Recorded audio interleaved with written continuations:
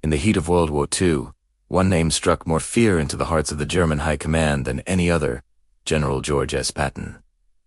But why? What was it about this one American general that made him the stuff of nightmares for even the most seasoned German officers? It wasn't just his victories, it was something more. It was his speed, his sheer, relentless aggression, and his utterly unpredictable nature on the battlefield. Today, we're diving deep into the mind of Old Blood and Guts to uncover the secrets behind his terrifying reputation. We'll explore why German intelligence consistently overestimated his role, believing he was the mastermind behind operations even when he wasn't there. We'll dissect the psychological warfare he waged, a battle of wits and will that often broke his enemies before the first shot was even fired. Let's start where Patton's legend began to take shape in the European theater: North Africa. Fresh off the Allied landings, Patton was given command of the demoralized U.S. Second Corps. What he found was a unit reeling from defeat at the Casarini Pass. Discipline was lax, morale was at rock bottom, but Patton didn't see defeat. He saw an opportunity. He immediately instituted a strict regimen that became his trademark. Every soldier had to be in full uniform, neckties and all, even in the blistering desert heat. He demanded salutes, impeccable military bearing, and unwavering discipline. To outsiders, it might have seemed like petty tyranny, but Patton knew exactly what he was doing.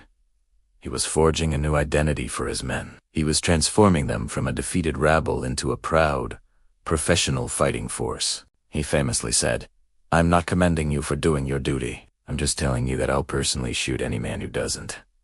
This wasn't just tough talk. It was psychological conditioning, and it worked. Just weeks later, at the Battle of Elgeter, Patton's revitalized the Second Corps faced off against the elite German 10th Panzer Division. The Germans expected another easy victory against the Americans. Instead, they ran headfirst into a wall of disciplined, aggressive resistance. Patton's forces not only held their ground but pushed the Germans back, handing them one of their first major tactical defeats against American troops.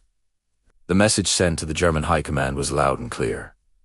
The Americans had a new kind of general, and he meant business. This was the first taste of Patton's operational brilliance, a combination of iron discipline and audacious battlefield maneuvers. From North Africa, Patton's storm swept into Sicily. This is where his reputation for lightning speed truly took hold. While the British General Montgomery methodically pushed up the eastern coast toward Messina, Patton saw a bolder path. He launched a daring, high-speed, flanking maneuver, a blitzkrieg, in reverse, racing across the western and northern coasts of the island. His troops covered incredible distances, often marching for days with little rest, moving faster than anyone thought possible. German and Italian defenders were constantly caught off guard, outmaneuvered, and overwhelmed before they could even establish a defensive line. Patton's forces captured Palermo in a stunningly rapid advance, and then, in a race for glory and strategic advantage, his Third Army beat Montgomery to Messina. The Sicily campaign cemented Patton's image in the German mind,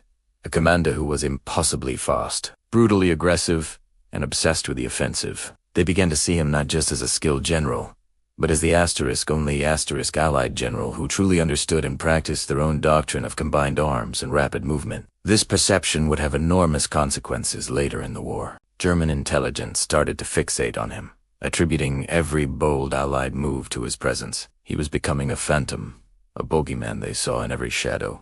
This brings us to one of the greatest deceptions in military history: Operation Fortitude. By 1944, the Allies were preparing for the D-Day invasion, the largest amphibious assault ever attempted. The key to its success was fooling the Germans about where the landing would happen, and who better to be the face of a phantom army than the general the Germans feared most.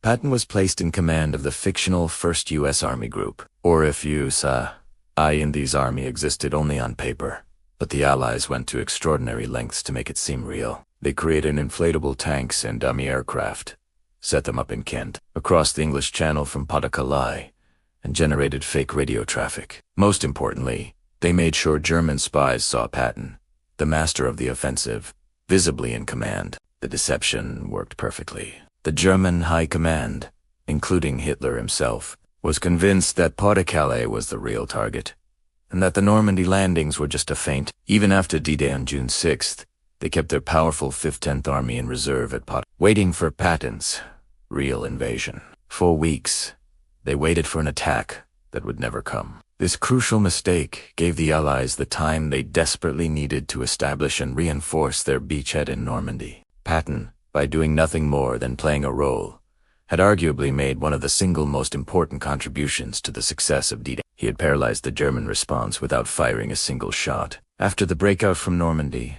Patton was finally given what he craved: command of a real army, the U.S. Third Army, and he unleashed it like a thunderbolt. In what became known as the Great Pursuit, Patton's forces tore across France at a speed that stunned both friend and foe. His philosophy was simple: hold them by the nose and kick them in the pants. He bypassed strong points, exploited gaps, and kept the enemy constantly off balance. His staff worked miracles to keep his armored columns fueled and supplied, a logistical feat as impressive as the combat itself. At one point, his tanks were advancing so fast they literally ran off their maps. Reports from the front were dizzying.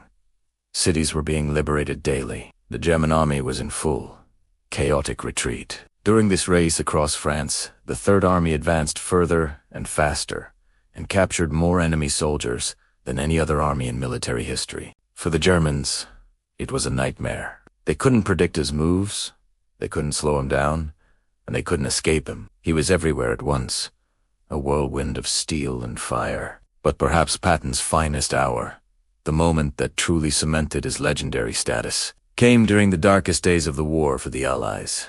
The Battle of the Bulge. In the dead of winter, 1944, the Germans launched a massive surprise offensive through the Ardennes forest, catching the Allies completely by surprise. They created a huge bulge in the American lines, and at the heart of that bulge, the 101st Airborne Division was surrounded and besieged in the vital crossroads town of Bastogne. The Allied High Command was in a panic. In a famous meeting with Eisenhower and other top generals, the mood was grim. When Eisenhower asked how long it would take to mount a counterattack, most commanders said it would take days, maybe even a week, to disengage from their current positions and turn to face the German threat. Then it was Patton's turn. He calmly announced that his Third Army could attack in 48 hours. The room fell silent. His peers thought he was insane. His army was engaged in heavy fighting nearly 100 miles to the south, facing a completely different direction. To pivot an entire army of over 250,000 men in the middle of one of the worst winters on record, and launch a major attack in just 2 days seemed impossible. But Patton had already anticipated this. His staff had already been drawing up contingency plans for exactly this scenario. In an incredible display of operational mastery, Patton executed one of the most difficult military maneuvers possible: disengaging from one enemy, turning his entire army 90 degrees, and marching north through ice and snow to relieve Bastogne. His armored columns became the cavalry riding to the rescue. On December 26th, elements of Patton's 4th Armored Division broke through the German encirclement and relieved the battered defenders of Bastogne. It was a turning point in the battle. Patton's swift and decisive action not only saved the 101st Airborne, but also sealed the fate of Hitler's last great gamble in the West.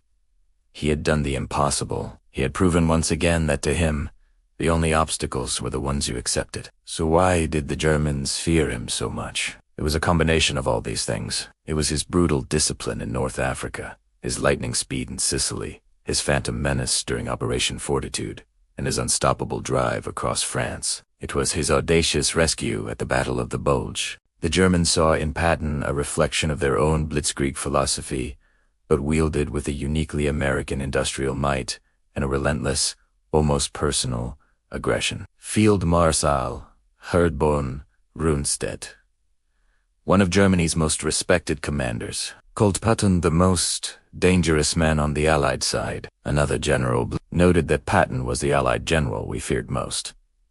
Patton's legacy extends far beyond World War II.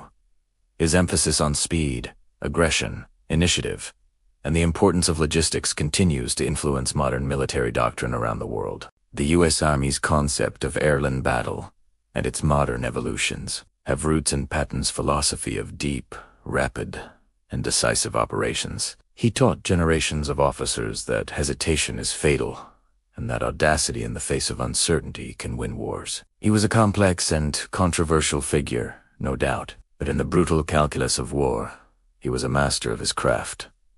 He understood that war wasn't just about moving pieces on a map. It was a contest of will, and through his sheer force of personality and his unmatched genius for offensive warfare, he broke the will of the German High Command. They didn't just fight his armies, they fought the legend of Patton himself. And in that battle of the mind, Patton always had the upper hand. Thank you so much for watching. If you found this journey into military history as fascinating as I did, do you want to forget to like this video and subscribe to the channel for more deep dives into the greatest commanders and conflicts in history? Let us know in the comments which military leader you'd like to see us cover next. Until then, stay curious.